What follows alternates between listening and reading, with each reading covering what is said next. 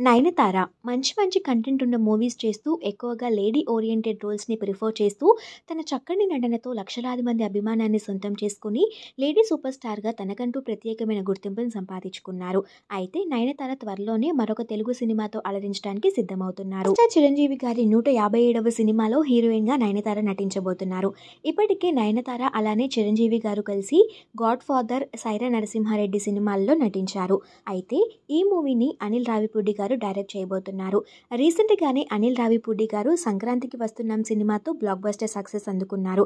అలానే చిరంజీవి గారు నయనతార కలిసి నటించబోతున్న ఈ మూవీ కూడా 2026 సంక్రాంతికి రిలీజ్ అవ్వబోతుంది. 2026 సంక్రాంతికి రఫాడించేద్దాం అనే క్యాప్షన్తో ఈ గుడ్ న్యూస్ని షేర్ చేసుకున్నారు.